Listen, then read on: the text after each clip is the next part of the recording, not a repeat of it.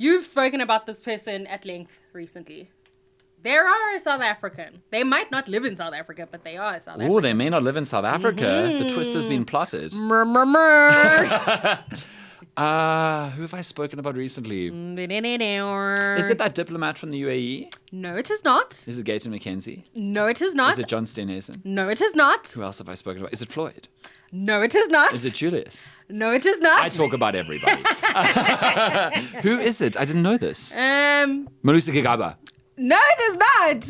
You've spoken about Elon Musk recently. Elon did that. Yes.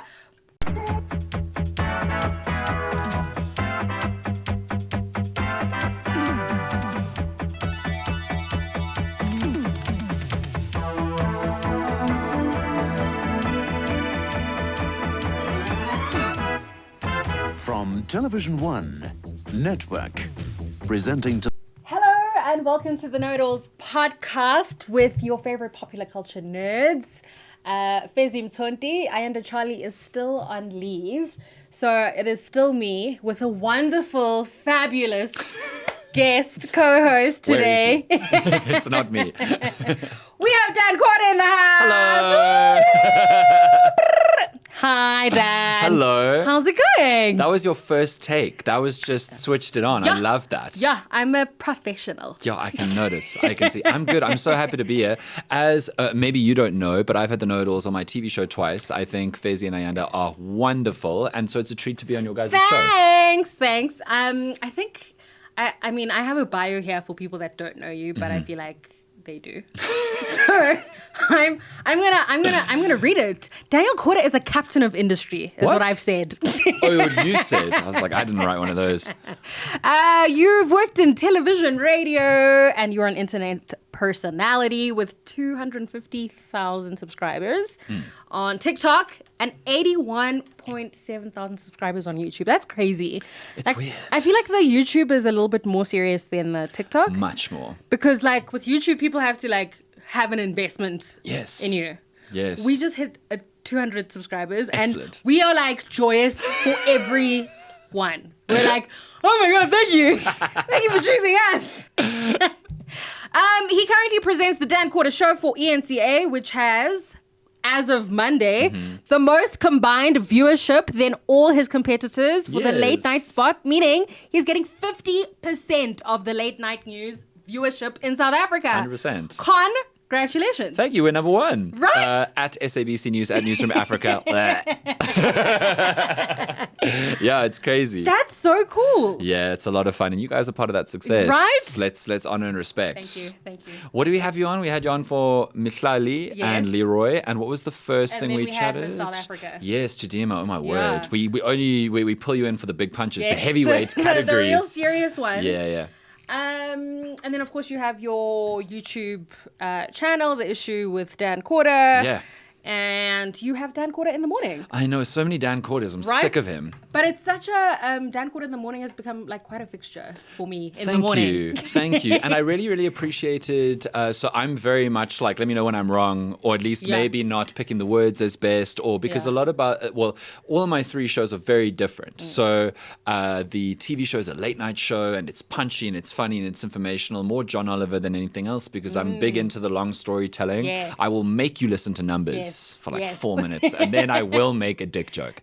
And then the YouTube is more of kind of like, this is what's going on, facts. But as you know, the podcast is very conversational. It's like taken a little bit from my from like talk radio and stuff, and it's very communal, and like we're figuring things out together. And I always say, please let me know what you think, even if you disagree with me. And I was figuring out, what was I figuring out? It was something to do with a comparison I made. Oh yes, I was talking about...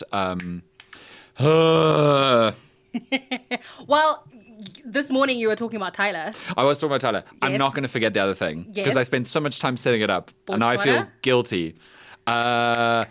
She got more face reconstruction surgery. Oh, yes. Kanye Bao. I was talking about Kanye Bao, Yeah. and I was thinking at the beginning, like, it reminded me kind of her, like, pursuing her own true body and, like, how she really wanted to create herself and be herself in her body, of a degree of, like, trance surgery. Yes. And then you sent me a very fair message being like, Dan, I hear you, but I don't think it's quite the same. And then a few other people did, and I completely went, yeah, that's obviously true. Yeah. Like, that is obviously true, that, like, the pursuit of having your true body and your true self to live in is has got commonalities no matter what you're Yes, doing. yes. But when it comes to gender reassignment surgery, it is fundamentally different in Yeah. one significant way. The amount of weight and the amount of social chirping Exactly. and the amount of trauma involved. So thank Exactly. you for that. Yeah. Okay. Well, sure. I mean, you're the one who's always like, I'm welcoming disagreement. I know. Dissent. Different kinds of conversations. Absolutely, and I appreciate I'm that. glad. I'm also glad, like, that you're one of the few people in South African media who understands, like, contention as good faith Yes. interactions, and not just, I'm gonna scream at you now forever and ever, amen. Because so much of it is bad faith bullying. Right? So when you have good faith, it's good. Exactly. I noticed this morning that your issue with Dan Quarter about the Bella Bill had about 75,000 people watch that, which Yeah. is so encouraging to me, and, like, so instructive that South Africans are interested in, like, really thoughtful, sourced media, because my real contention with South African media at the moment is it's become obscenely clickbait. Yes. Even the organization that you work for. Which one? Even them, there's just a lot of reporting. Of course, I intellectually am interested in the conversation around xenophobic violence, Yeah. and that's my research interest. And the reporting around xenophobia in South Africa, it is so dangerous, irresponsible, frustrating. And so I think it's really interesting to watch young people specifically, because every time I'm at the Dan Quarter show, it's a young audience and folks that have been watching you since forever. And they're always just, like, so excited about the news and are, like, clued up and are just like, oh my God, I want to do this too. I mean, I think that's amazing. I am really, really fortunate. So, just on what you said earlier about clickbait news, Yeah. I have had heartburn for a long time about the South African media Yeah. and journalism industry. And remember, I'm not a journalist. I did 6 months at Rhodes before I flamed out of Rhodes. It was a great 6 months. It made me who I am, but also I left at the right time. But, like, even when I was at 5 or at least in entertainment radio for 10 years, I kept looking at the news and being like, this is not being reported in a healthy way for the country. And I understand that in modern news making, I don't need to relitigate this, but there's been an advertising collapse crisis Yeah. because of the internet, because Yeah. of big aggregators like the Googles and the Facebooks and everything. And so people really desperately need to chase as great a volume as possible and as clickbaity as possible in two ways. One, if it bleeds, it leads. If you go into News 24's most read 10 articles, 9 of them are, terrible crime, terrible assault, terrible corruption, terrible stealing, and the 10th is Siya Kolisi. And those are the 10 stories every day. And on the one hand, I understand, because commercial businesses need to make money, and that is what people are reading. But on the other hand, like, where's the long form journalism investigation to get the other stories? So, like, my great example that I'm so entertained by all the time is that the people who broke the Thabo Bester was not in jail was Ground Up. Exactly. Which is a do-gooder, Such a good donor-funded Yes. grassroots news organization. And no one would have found Exactly. out if it weren't for Ground Up Exactly. doing the good work 100%. to give people funding and time. And similarly, if Jacob Zuma breathes twice in under a second, it's in the news. And again, it's just like, we need to have the discipline to go, there's other news that is important. And I think what I've realized in my long-form deep dives is that I have to take a sacrificial approach and go, this is not going to do as well as if I was talking about this horrifying thing. But I don't want to experience South Africa as a horror movie. Yeah. I want to experience South Africa as an interesting, complicated, joyous place full of wrestling for a Yeah. better future. And so if people really need to know about the Bella Bill, we're going to talk about it for 20 minutes. Amazing. Like, I just think, especially because of the kind of misinformation that we've seen around which is, like, bizarre. Like, people just creating nonsense out of their heads. The abortion The bill. abortion bill. I was like, what are you guys on? Yeah. And like the I think it was AfriForum who was talking about, like, oh, now Afrikaans will be taught in school, and I was like, are you all on Zol? Like, where does it say that? It's obviously not going to do that. It's just not going to do that. It's just, Obviously. like, such a bizarre.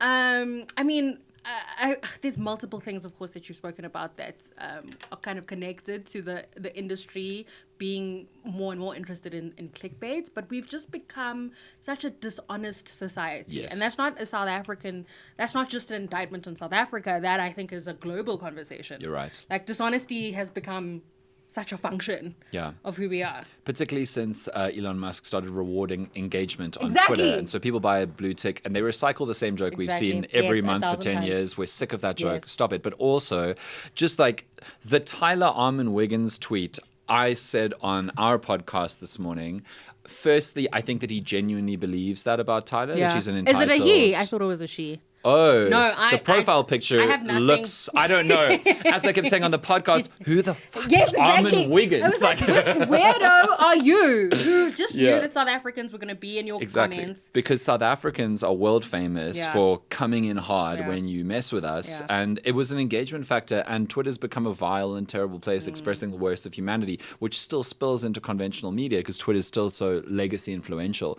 that it means that vile stuff happens. Yeah. And people are willing to be dishonest or like this close to misinformation in order to get traction. I was listening to your podcast this morning, and I have my hot take. Oh, take. Let's go. So I think there is a direct line between what we are hearing from the conservatives, i.e. Trump, and the Haitians eating pets, which is a serious, problematic colonial lie. Totally. It's not even a contemporary conversation. It kind of dates back to,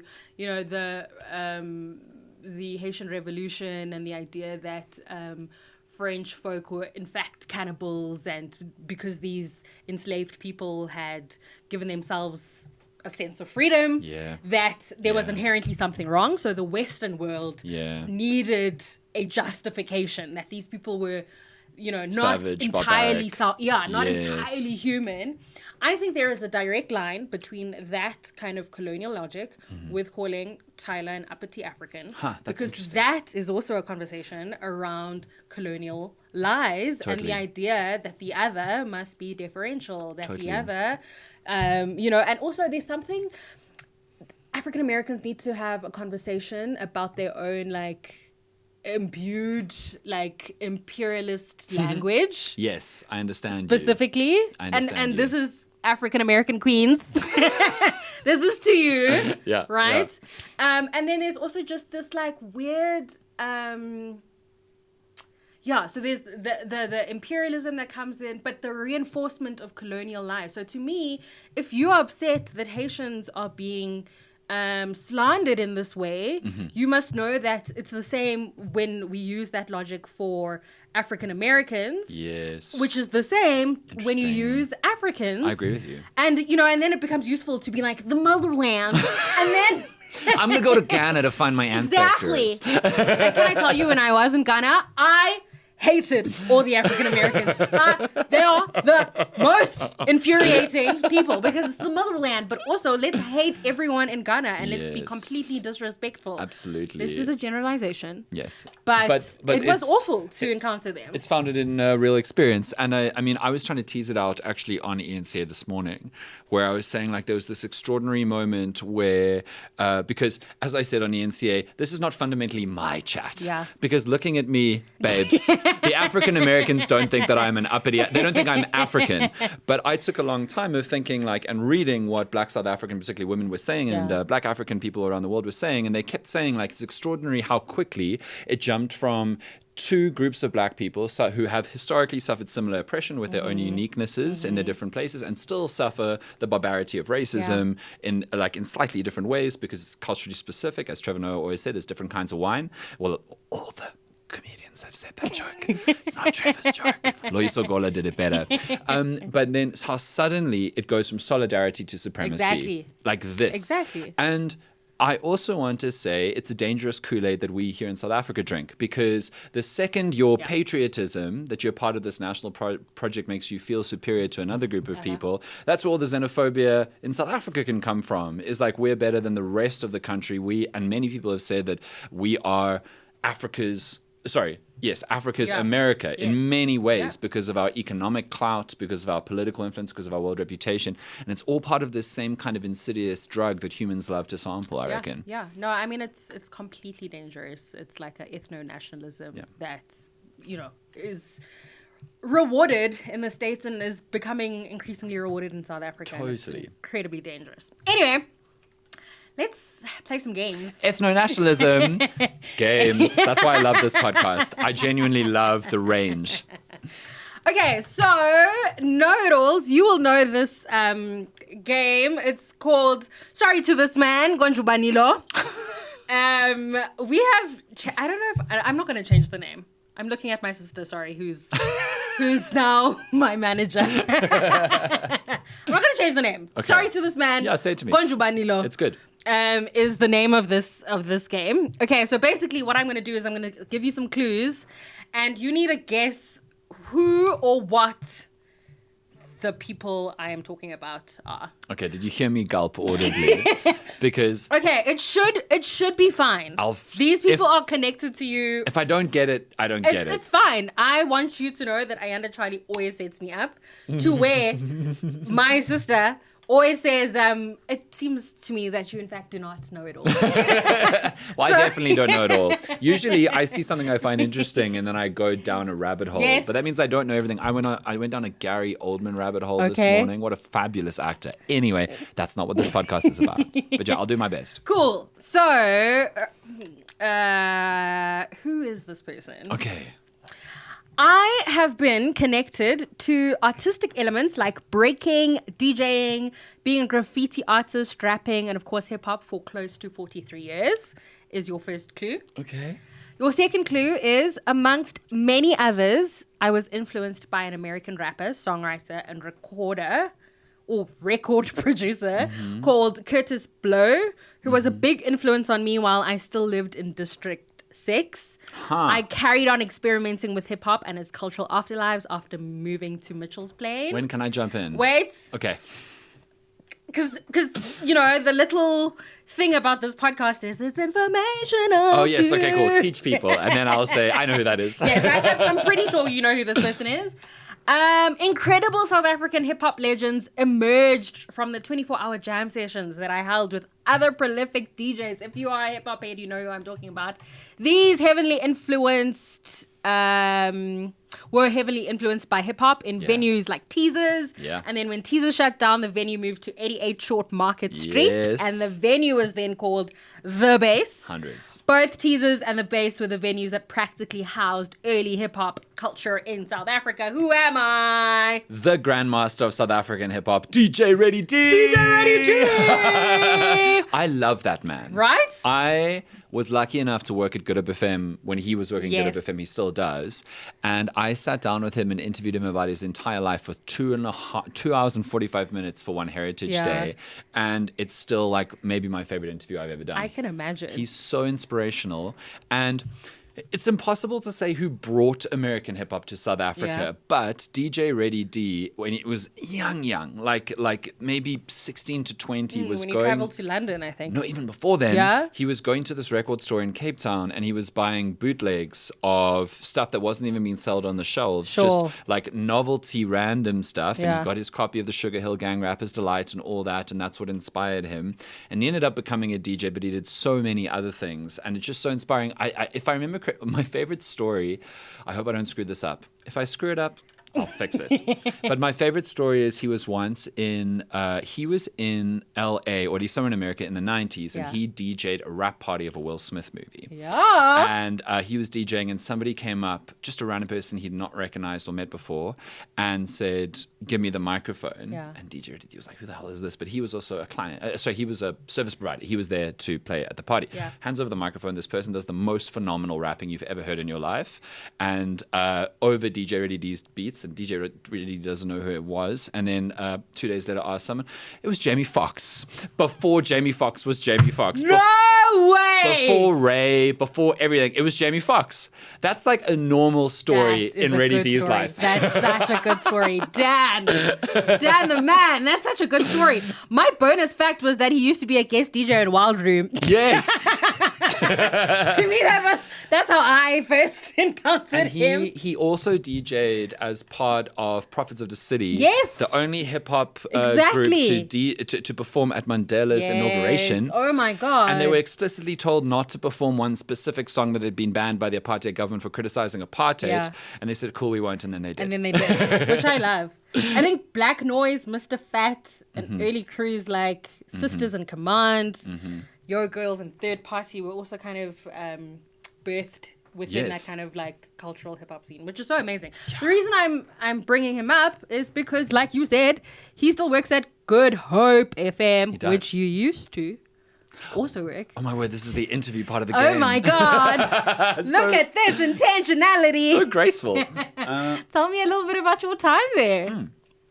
So I, in third year of university, was at UCT. I was very bored. I was very uninspired. That wasn't the fault of the university. It was because I did not know. And there are some poor students, I say poor students, but like people go to university knowing that they want to be there, but not what they want to do with it. Yeah. And so I just didn't know.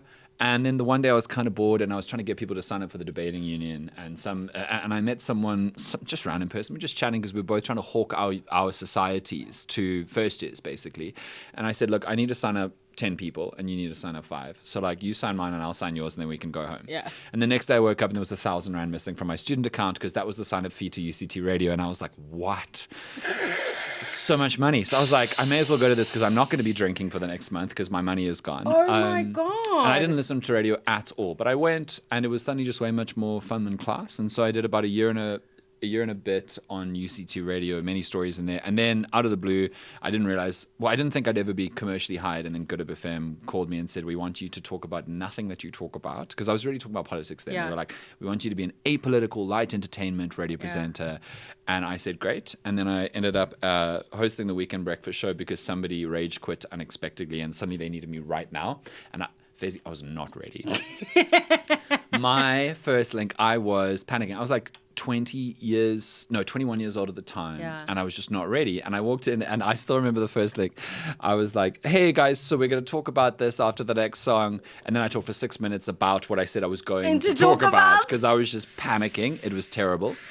But then after about 4 months, I got comfortable. And then another person rage quit unexpectedly. And that was the breakfast host of the weekday. So Good Hope needed a stand-in for a week. So they asked me and I said, sure. And I was this 21-year-old hosting the breakfast show. Amazing. And then at the end of the first week, they said, we need you to do it for another week. We're still waiting for clearance from higher ups. And there's a whole drama there that I will not go into. But it's got nothing to do with me. And I ended up stand-in hosting Good Up FM's breakfast show for 3.5 months. That's crazy. It was terrible. But I did well enough to show people that I had some chops. Yeah. And so that started a little kind of unwinding. I then co-hosted a brunch show and then I hosted a lunch show.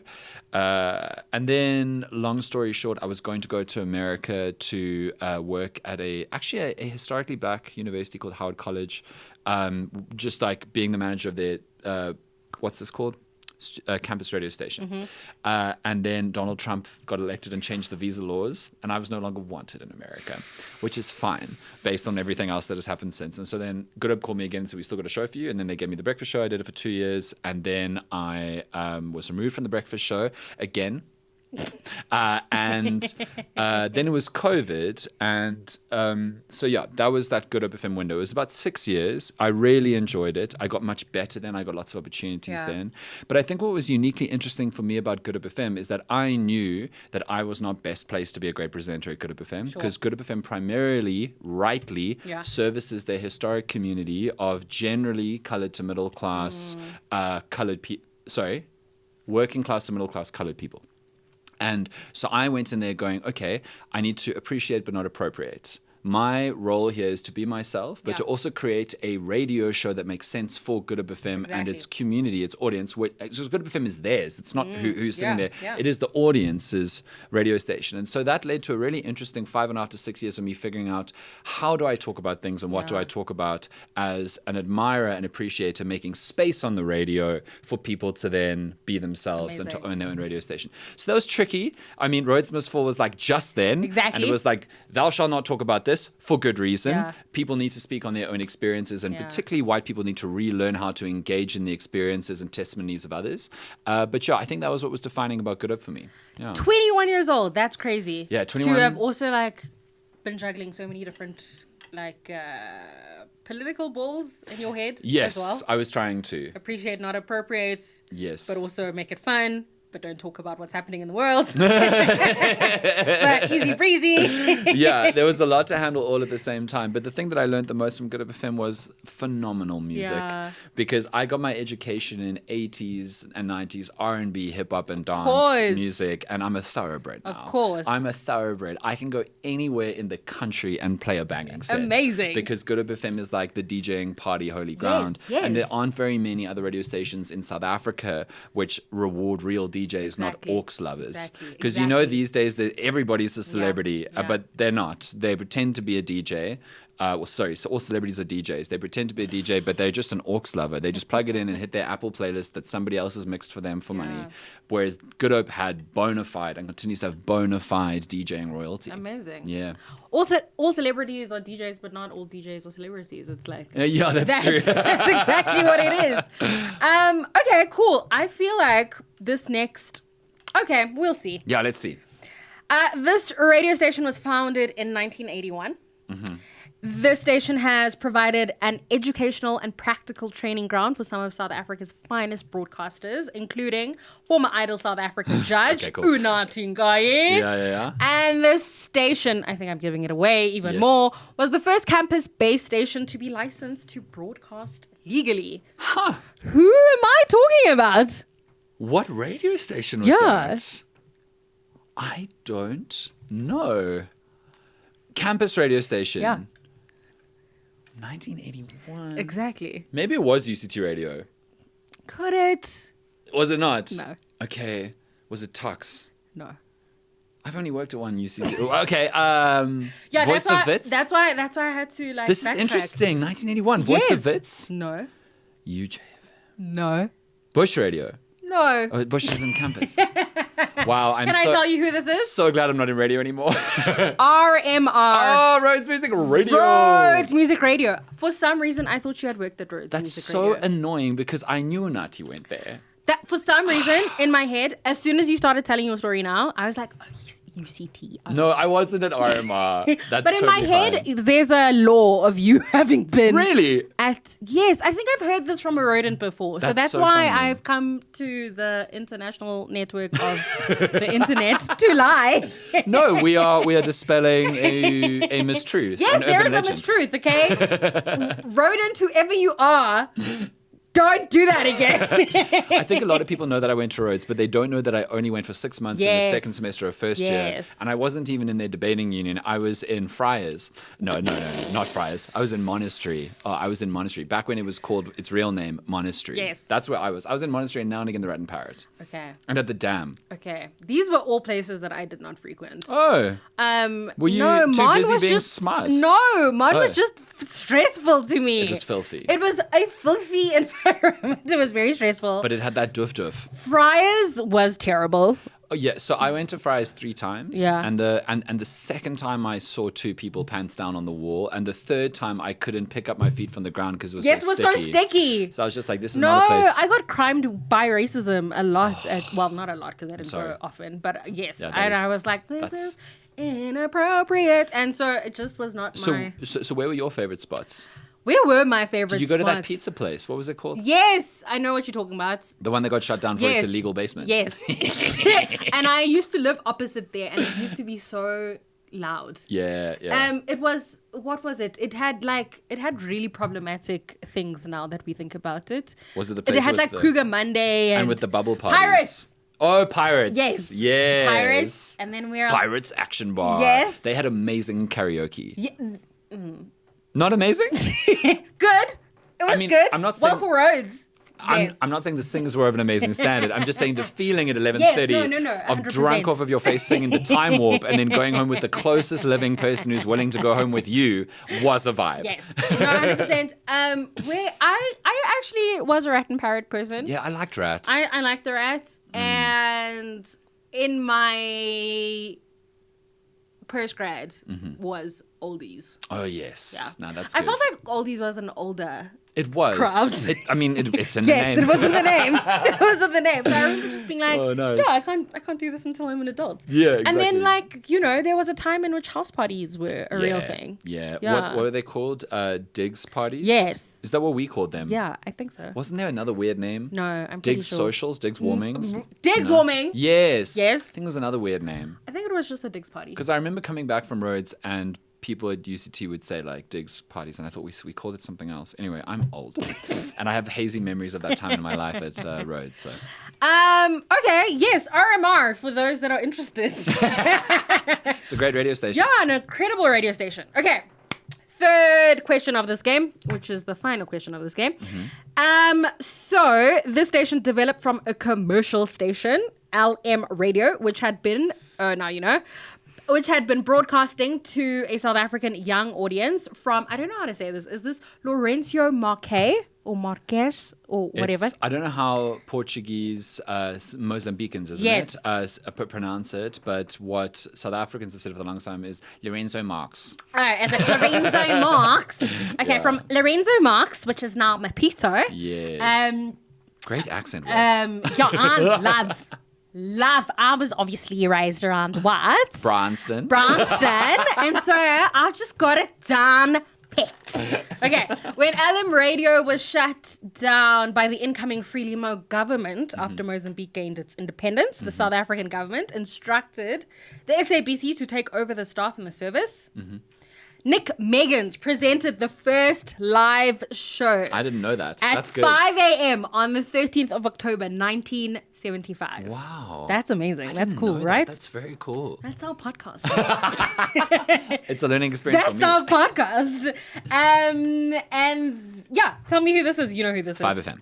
Of course, you know the bonus fact is that the name Radio 5, which is it initially was, indicated that it was that it was SABC's fifth national radio channel at the Correct. time, after Radio South Africa, Radio South Africa, Springbok Radio, and Radio Bantu. That's such a crazy Yeah. fact. Yeah, absolutely. One of my most... Well, not crazy, but like... I'm not going to talk about 5FM for a second because I did a lot of research when I was pretending to get a master's for my parents at UCT about the history of the South African Broadcasting Corporation. Yes. And it's objectively fascinating. And so obviously, so they first set up the SABC as a lot of radio stations in the 1920s were set up to be a way of communicating down a railway line across the country, and they did in many countries. And then SABC got an English and an Afrikaans language station. And then in the 1960s, the apartheid government were like, we want to propaganda control black South Africans. So they handed out free radios in townships that only could tune in to Radio Bantu. And then they eventually made Radio Xhosa and all of the Radio Zulu and all for the distinct major languages. Yes. And they were supposed to be propaganda pieces, but they made a terrible mistake. They kept hiring smart black South Africans who could speak bilingually. Exactly. They were court reporters and teachers. Yeah. And these court reporters and teachers learned how to tell allegorical tales on the radio that the apartheid censors, who were basically Afrikaans dudes who grew up on farms and so could speak black South African languages, thought were kosher, but were actually saying, fuck the government. Yes. And so that was really powerful. But the other reason why the apartheid government set up those radio stations was for white economic empowerment. They were like, if we create radio stations that can handle or hand out advertising to black South Africans, we can turn them into a consumer market, buying almost exclusively Afrikaans-owned business products, who were then given free or next to free advertising on Radio Bantu. Sure. That's how we have ShopRite. Genuinely, look it up. That's crazy. Yeah. I am so fascinated about that Radio Bantu into the kind of different apartheid sections of what Bantus were, and what you talked about, the kind of like transgressive ways in which the presenters then used that platform. Yeah. It's really similar to what, of course, Frantz Fanon talks about in Algeria, and the way in which the radio was such a fundamentally important tool in revolution, and the kind of double speak that was happening within that context. And it's really interesting that like radio has had very revolutionary components attached to it, which I think is so fascinating.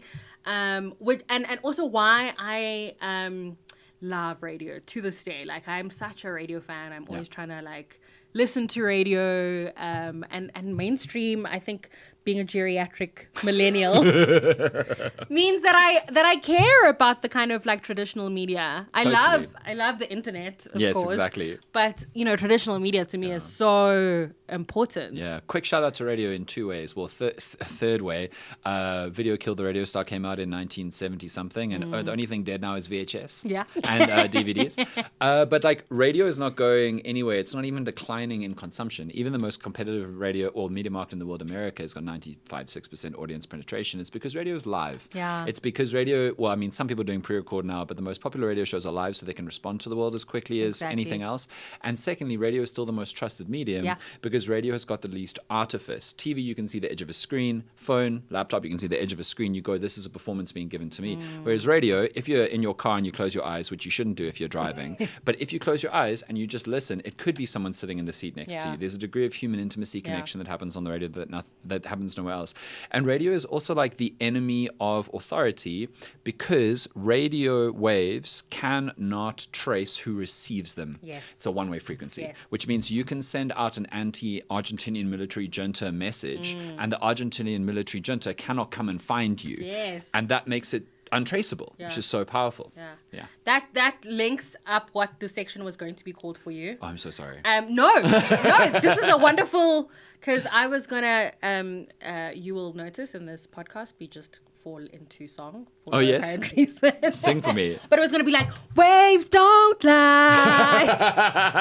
Amazing. Which you've brought in. Tell me a little bit about your time at 5FM though. Yes, I was going to go to America again. This time I was going to get in to study a new media master's at the New School in New York, which was like a real dream for me. Yes. It would have bankrupted me even though I got bursaries. Yeah, but New School is a cool. It's progressive. It's a very it's cool edgy, place to have. It's not new anymore, but it's progressive and boundary pushing, but unbelievably expensive because you're made to live in Manhattan and go to study in Greenwich Village. But I was just like, I thought like I was not going to get anywhere in radio in South Africa. I'd reached the end of like my Cape Town's radio market was not interested in what I was offering, and I wasn't that interested in doing any more apolitical light entertainment. And then randomly, I got a call the one day from the station manager of 5FM, and he said, "Are you in Joburg soon?" And I said, "No." And he said, "That's a pity," and he hung up. And then I found a reason to be in Johannesburg because that's the kind of power dynamic thing that can happen. And I ended up in Johannesburg, and I had a full weekend of being interviewed and hanging out with the two bosses at 5 at the time. It was Friday afternoon until Sunday afternoon. I stayed at one of their houses. It was like hectic, and I couldn't understand why they were spending. I was like, "You've listened to my radio show. Why am I here? Why are we talking for so much?" And that's because on some level I thought that I would get a smaller show. I had kind of reasoned out in my mind what I would say to any response or any offer except the breakfast show. And then they offered it to me. But it really was wild. And in my upbringing, my middle-class, white, suburban upbringing in Cape Town, 5FM was like you were getting a call up to the Springboks. Yeah. It was like, thou shalt say yes. It's like not even a second. I cancelled with the New School same day, and I moved to Johannesburg. That's crazy. Sure. Yeah, and so I cancelled. I went same day, cancelled, and then it was during COVID, and it was like 5 months later when the contract season rolled around, and suddenly I was 5FM's breakfast host, having never spoken to the whole country on radio before, having never worked at 5 before. It was the first time they'd hired someone not from 5 to be the 5FM's breakfast host in like decades. Yeah. And my whole team was also brand new because they wanted to create a real cultural reset of what 5FM was. They wanted it to appeal to young people, be actually made by young people, and actually in maybe initially a little bit of a Rainbow Nation way, be like meaningfully representative, meaningfully have people from all walks of life, Afrikaans, white South Africans, English white South Africans, black Zulu South Africans, black Xhosa South Africans, colored South Africans of Afrikaans and English persuasion, everybody, because they were just like, it might be ham-fisted, but we're just going to do it and try to create a culture out of that. And I was made Breakfast Toast as a part of that larger project. And it was hectic for the first 18 months because immediately a lot of historical 5FM listeners who were not handling the fact that they were getting older and should probably go and listen to their age-appropriate radio stations were like, you're not Gareth Cliff! And I was quite like, thank God. But basically... Thank you! What a compliment, although you don't know it. And we're saying, like, this is wrong and you're so bad and whatever, but like we stuck the course and then we managed to cause that cultural change and actually ironically get a massive spike in listenership and that was all great.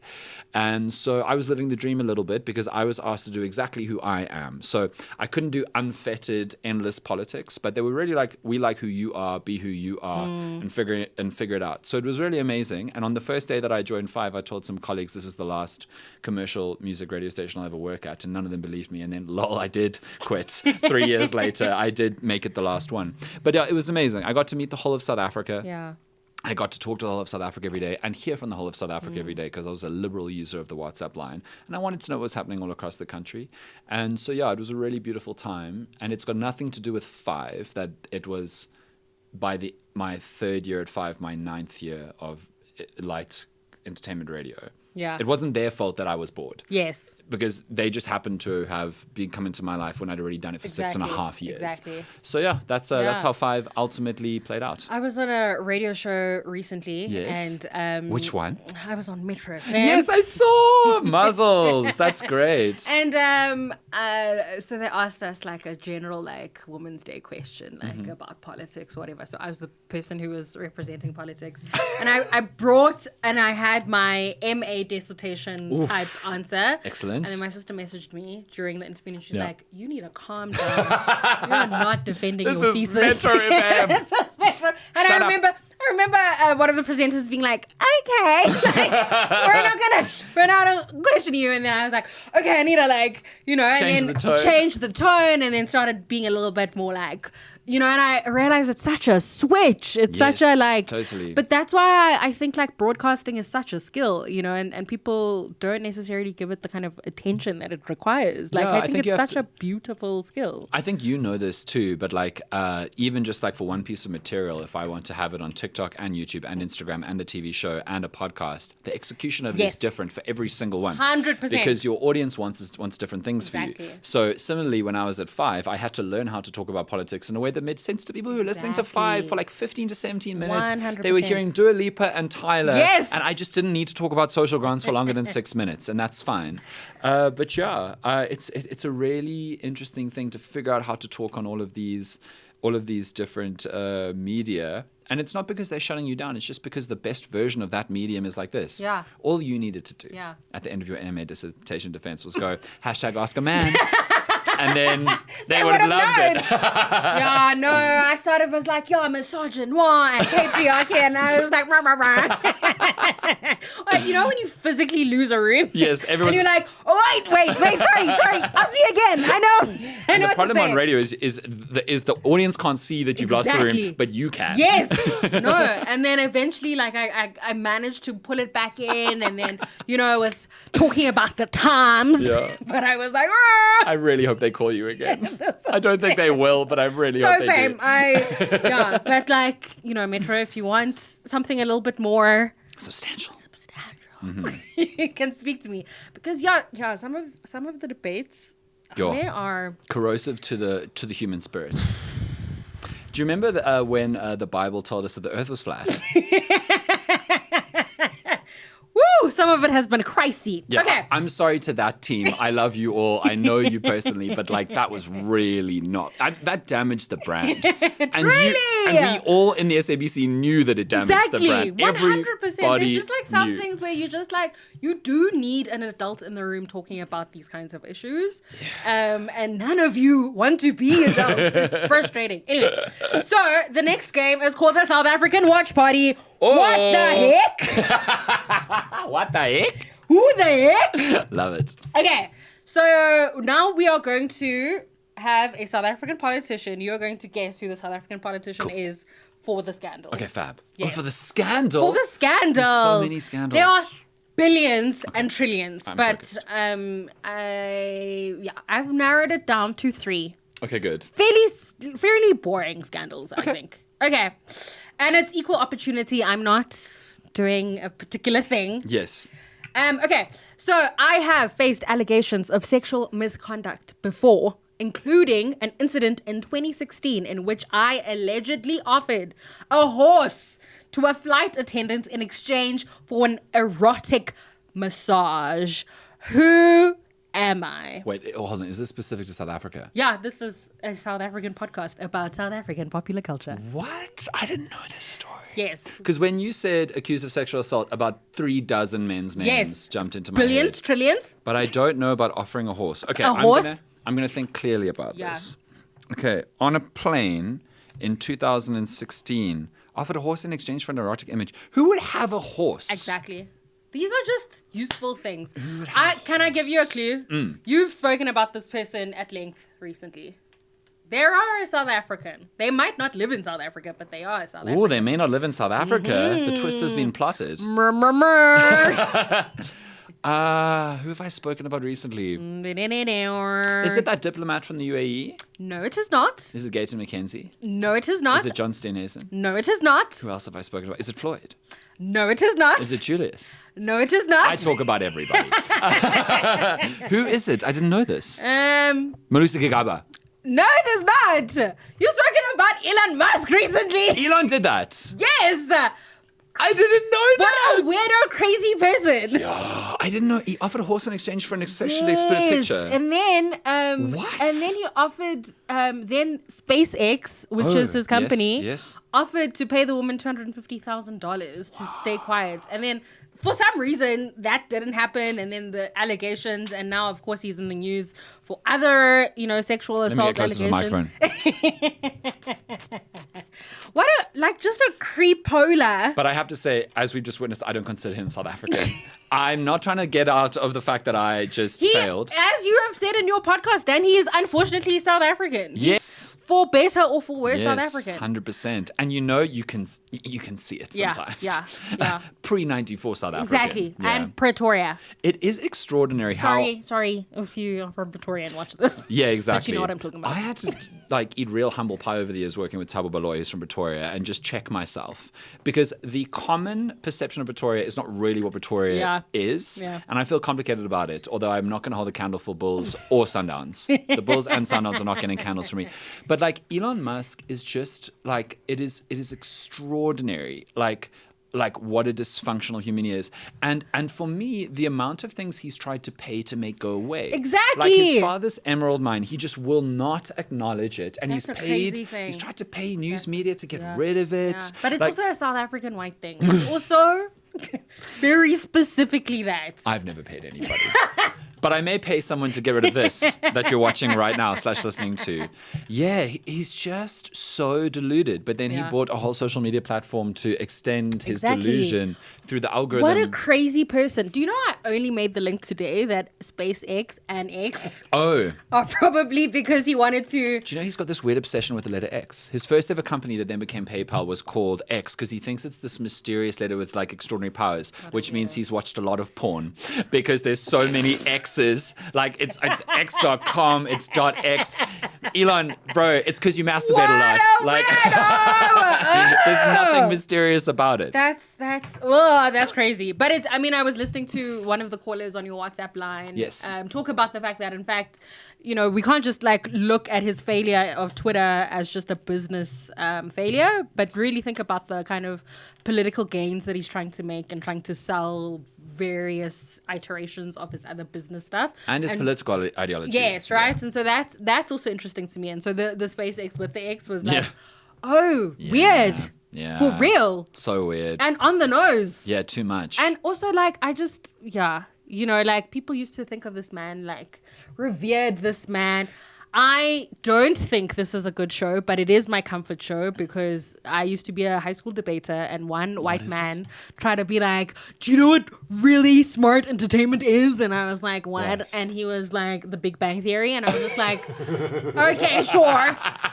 Then at the next debating meet, I wanted to watch as much Big Bang to tell him how stupid Big Bang was. Yes. And then I ended up enjoying it. I'm very ashamed to say that. There are bits that are fine. They're fine. Funny. They are funny.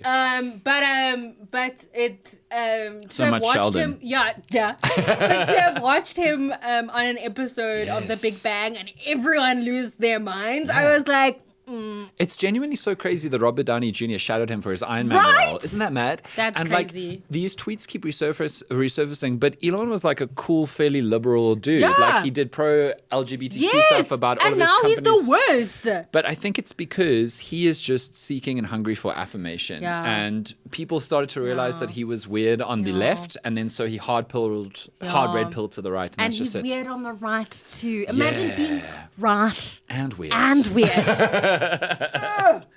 Okay. This one is so easy. Okay, I'll probably get it wrong. Yeah. No, you won't. Let's see. I took out a commercial loan of 575,600 Listen properly. from Gando Wealth Solutions. Yes. This loan was used to purchase a coffee shop in Sandton. Who am I? Simelane, former mayor of Polokwane and now the Justice Minister. First Justice Minister in over 100 years in South Africa to become Justice Minister with no legal background whatsoever, by the way. Isn't that... Everyone missed that in the GNU. Everyone completely missed that our Justice Minister has no legal chops. She's probably not even watched Suits. And she's the Justice Minister. Oh my God. So she does potentially, allegedly, not know who Jessica Pearson is. No. That's crazy. I feel like every single person that I was at Rhodes with and who was studying an LLB either wanted to be Harvey Specter. Yeah. or Jessica Pearson. 100%. And there was no middle. None. There was no like... Also the How to Get... Oh, sorry. Is Jessica Pearson the How to Get Away with Murder No, person? that's Viola Davis. Yes, because people also wanted to be that Yes, lawyer. yes. Yeah, No, exactly. she was fantastic No, as she well. was excellent in No, it. incredible. But yeah, Thembi Simelane, when she was the mayor of Polokwane, she sanctioned and put together, how much was it? Was it 3 billion or 3.9 billion rands worth of municipality funding for VBS? Yeah. And at exactly the same time, mysteriously, Money disappeared. the fixer who would go around to the municipalities getting them to invest in VBS, his company gave her R500,000. So the Olivia Pope of that Yes, context. yes, That's you're so crazy. right. Gave her R500,000 to open a coffee shop in Sandton that, by the way, people have interviewed the security guards. Nobody went. There was nobody there and it closed. And so for me, the most embarrassing part of that is, and I'm not here to tell corrupt people how to spend their money. But if you get $500,000, keep it. Why do you squander it on a coffee crazy. shop? Like, That's you know, crazy.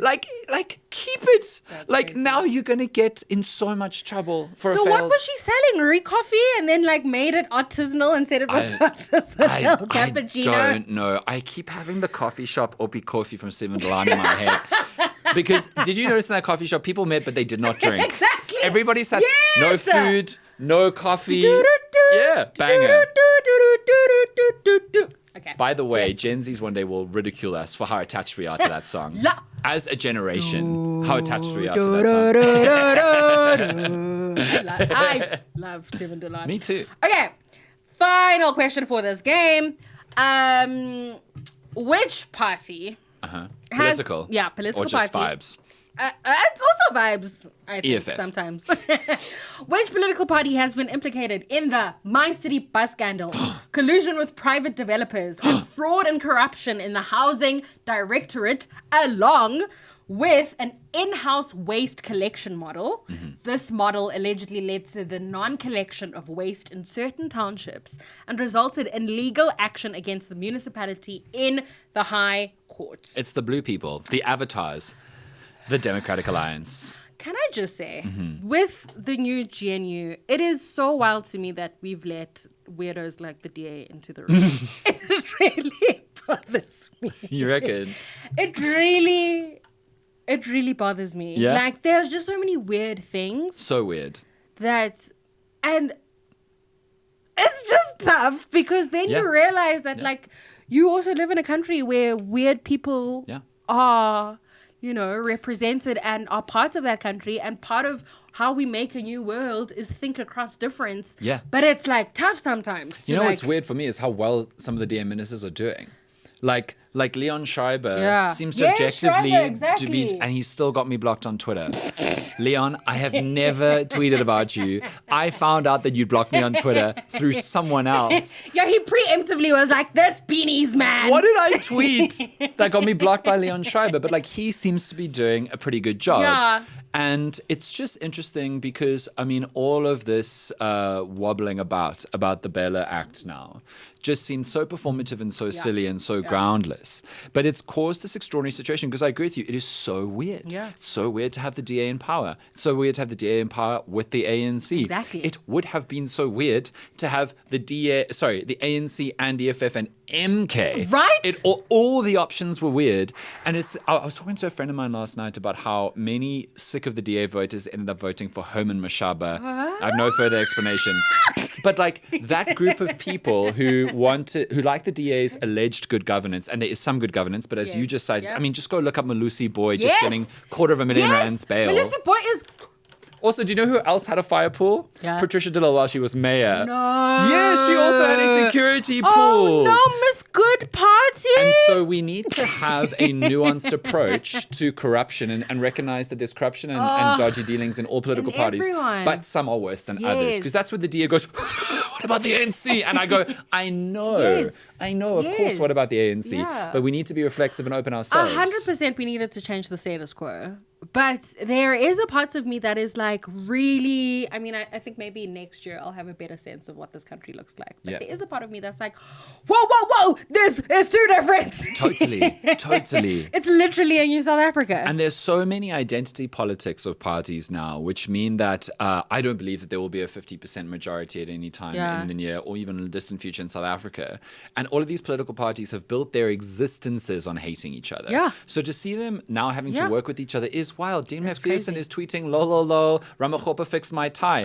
Bro, 6 months ago, look at what you were tweeting. Gates and McKenzie and Julius Malema are the only ones being honest by just hating on each other. Everyone else is playing cutesy Modern Family, Fresh Prince of Bel-Air, everybody loves each other, when it's just like not the reality of the situation. And I can't wait for the next national election to see how hard they go at each other, because I can't see the DA growing much, but I can see the ANC dropping.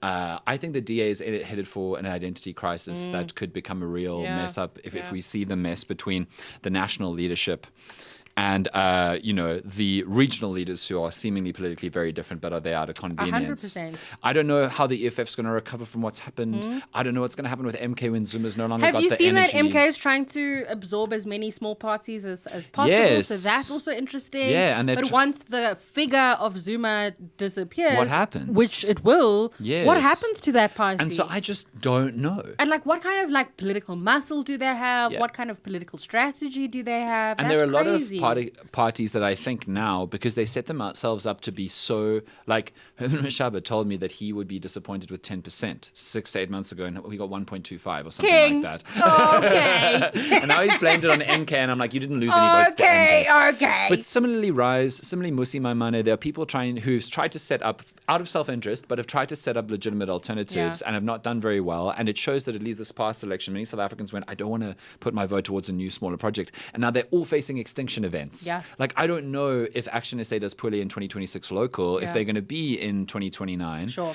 And so I think that 2029 is going to be another insanely grand reshaping. And the only thing I'm willing to put my money on is that even fewer South Africans will vote. Unless a deeply charismatic figure arrives with a political party structure that they are willing to back and convinces a lot of people to go with them. Because otherwise, there's just nothing coming forward. So it's crazy. It's South weird. African politics is fascinating. And so weird. Yeah. And I mean, I think it's a little bit better than Trump and Kamala, though. And Jill Stein. You know? And Robert F. Kennedy Jr.'s brainworm. It's a bad time for all of us. But the Americans, particularly bad time. You're right. Okay, so this is going to be a kind of like rapid answer. And then once your rapid answer have been given, we'll go into the why. Okay. Okay, so there's 3 questions. Okay. Um, Who do you vote for? Yeah. No answer. No, there's no answer. Okay, so this one is called Late Night, This or That, and why. Cool. Let's do it. Okay. Comedy Central Africa or Late Night News with Loisa Gola? Late Night News with Loisa Gola. Trevor Noah or Jon Stewart? Jon Stewart. The late, I'm going to be cancelled. The Late Show with Stephen Colbert or Late Night News with Seth Meyers or The Tonight Show starring Jimmy Fallon? Obviously, Stephen Colbert. Interesting. You didn't ask me about John Oliver, my fave. Okay, well, John. He would have been that answer to all 3 of those. Okay, but those are great questions. Okay, so now why? Why Loyiso? Yes, why Loyiso? Because I think that Loyiso in that time paved the way in some ways for what I'm doing now. So I'm not a stand-up comedian, but I do owe the big American shows and Loyiso and Trevor's attempts here for the fact that ENCA took a chance on me, I reckon, right? So I'm not doing late night news in the way where I'm a comedian just trying to make you laugh and make a bit of a point, but also just try to make you laugh. But I recognize that people like Loyiso, I always find it fascinating that the stand-up comedy scene in South Africa is so apolitical because there's so much material. And people like Loyiso ignored that and went, no, all of this is very funny and we care and it matters. And I was just thinking, he's so funny. So I'd go with Loyiso Gola. Yeah. Jon Stewart versus Trevor Noah. Tell me why. Tell me. By the way, I do not. Why didn't that go into a nothing but a heartache? How can you tell me why and not go, I couldn't believe you? Sorry, Dan. Okay. I do not know it all. What were you going to say before you asked me? Tell me why Jon Stewart and not Trevor Noah. By the way, I don't hold a candle for Trevor Noah. Interesting. I don't. Sorry, controversial but brave. I am particularly distressed at how he had the wonderful story of how apartheid made him, and then another apartheid is happening in the world, and he has said nothing. Interesting. And very valid. Absolutely. And you know. Also, that Marikana clip that he keeps getting scrubbed from the internet. Yes. Have you heard about that? Yes. Right. You can cut this and make it go viral. I have lawyers. No, I don't have lawyers. Yeah. Yes, tell me. So, 2 reasons. 1, Jon Stewart made what I do. Yes. From scratch. Yeah. So there's that. Like without Jon Stewart, he took over the Daily Show when the Daily Show was doing like skit-based humor and a little bit of it was political. And he went, no, I'm going to do political. And he gave us literally everyone else. If you look around at all of the shows, whether it is John Oliver or Stephen Colbert, like anybody who is anybody, a couple of the other people like Hassan Minhaj, even weirdly Steve Carell, though he did not go, ended up doing what the rest of them are doing, but they were all correspondents on the Daily Show. Yeah. Jon Stewart invented... Steve Carell was a correspondent? Him and Colbert together. No way! And they did this hilarious thing where Carell was a dumb Democrat and Colbert was a dumb Republican, and that led to Colbert doing the Colbert Report in the end. But, okay, so I am an obsessive of late-night political satire, and Jon Stewart popularized it and made it possible for everybody else in the world, in every country on the planet. So that's why. And the second reason is he's the best. He's the best. He is so funny. Yeah. And he is so good with the physical comedy and the word efficiency and the rinsing bad media and all of that kind of rage. And I still prefer John Oliver because it's my personal taste, but Jon Stewart has that singular ability to rinse and eviscerate the powerful in such a quick period of time in a way that anybody in the world goes, I get that, I like you, and I think that you're funny. 100%. He came back after Trevor and did one night a week and was instantly, from the first show, again the best. Yeah. And it's just not even close. Yeah. And that's why he rankles so many people. Didn't he get the Emmy as well? Just one in the last few days. I'm sorry, Colbert, you really will win one eventually. You know, they made a new category to put John Oliver in so that others could have a chance. And now SNL doesn't win anything because John Oliver is winning all of SNL's awards. But yeah, and then as far as Trevor's show went, I thought it was decently funny. And I think... What, did you think it was very funny from the back? I thought it was all right. I thought it was decently funny. I think that he did a good job of now and again making America care about and be interested in the rest of the world. And I think he did a good job of making a show that was internationally watched by people all over in the world as an explanation of America. But I think that as a social commentary move, he did a good job of making Americans look at themselves with strange eyes. But then he became, then he became this kind of like black person from the rest of the world guru who will come on to explain everything. What's Whoopi Goldberg's show? The View. Yeah, to come on to demystify America for Americans. And he chose that role, and now that's what he does. And that's totally fine. It's just not as funny or impactful as what Jon Stewart did or continues to do. 100%. I'm just going to assume John Oliver is your choice from the three that I... He wasn't in the initial No, list, I know, was but he is now. But I can defend my Colbert choice. Yes, tell me. So I watched Jimmy Fallon a lot when I started doing radio because he does very good apolitical light entertainment humor, lots of good games, lots of good skits, and that's fine. But Stephen, there's so many Johns. Stephen Colbert, when Trump was really coming up, decided to be the first late night host to make his monologues political. Exactly. And then he became the voice against the insanity for America. And he has remained that. And your ability to do that, I've done 5 shows a week whole year around. It's so hard. And he is able to distill the news, laugh about it, talk about it, and make normal Americans care about it. And to basically say, you're not crazy. We're not crazy. They are. And I know sometimes you think that you're going crazy because how can they think this is normal? You're not crazy. And he has become the biggest late night show in America in terms of viewership and impact because of that. And I respect his ability to do that enormously, again, from scratch, because no late night show host had done that before. Yeah. No, I think he's fantastic. And he also, like, his actual interviews are really great. He's a good interviewer. He's such a fantastic interviewer. We were talking off camera about the need for the insipid celebrity interview. Yes, bring back the boring generic interview. Yes. Hi, Dan. Tell me about your latest project. Yeah. What are you listening to right now? What are you listening to right now? What do you have on? I know. What are you wearing? I'm wearing the Tebe Magugu Collection Orlando Pirates shirt. And I'm currently listening to 212 by Azealia Banks. Love. Because I listen to that. 212. Yeah. On the outside. It doesn't matter who you are, what you're going through in your life. You put that on and you are suddenly that girl for the next 4 minutes. I love that. I also, part of my why is also, how did we kind of get the show that we do have now? Because I think it's like so incredibly, and I think there have been iterations of a late night-ness in South Africa. Yes. And I mean, of course, the 50% viewership that's like ran to you, with Kgalema Motlanthe being one of them. I know, ex-president. Which is crazy. Oh, wait, I just did this as though I've killed him. That's not what I meant. Do that. I was more like dabbing. I was like, anyway. Yeah, no, it's crazy. I couldn't believe it. Is so incredible. But the elements of that are kind of, there's kind of like a heritage from the different things that I've been talking about here. Totally. And so, with the Kopano Jazz Collective, which is really exciting to have some music in the late night show, with some wonderful like commentary from different people, like actual activists, actual thinkers, newsmakers. That's so cool. And so how did it happen? We get a chance? Yeah, how did a chance get taken?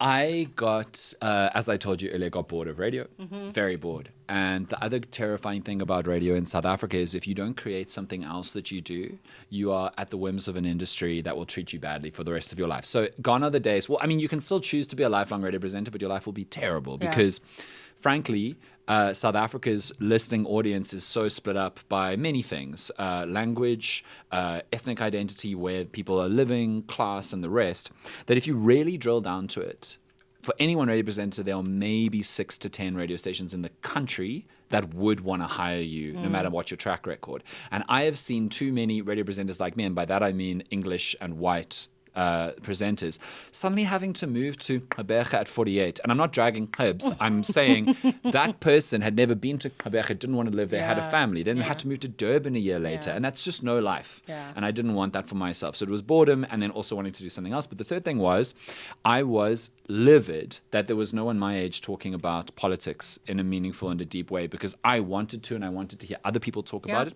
So I just started doing it on TikTok. Yeah. And TikTok is the reason why I am here and the 3 beanies on and everything. Talked about it on TikTok, and after about 8 months, I had grown very, very quickly, along with a couple of other people who have done extremely good work. Zetu Kola, very good friend of mine, great work that she did. But I was doing something slightly different to her, and she was doing her own thing. And so... then after 8 months, I went, okay, screw this. If I can get some money together, we'll start a YouTube channel called The Issue, where we do deeper dive investigations. Not funny, but just deeper dive. And I managed to find enough money to hire a dear friend of mine and my brother to do research, sound editing, and video editing. And then about 6 months after that, The Issue had really exploded and everyone was talking about it. And then in about March, all of the TV channels in South Africa went, we haven't come up with anything for the elections. What are we going to do? And I started getting phone calls because they were like, just come and do something, please, please, please. And I took all these meetings, and there were actually a couple of shows before the one right now that got canned at the last second for reasons that, again. But there were a couple of networks, and in the end, one network approved it. Didn't approve it. So they were all like, we don't know what to do with you. Maybe you can be the Nardwar of South African politics. And I was like, that's not who I am. It's not what I want to do. I was always very clear. I want to do a late night show. This is how I would do it. Here's the audience I've already built. Here's the rubric from overseas. South Africa is so obviously ripe for a late night show. I want to do it.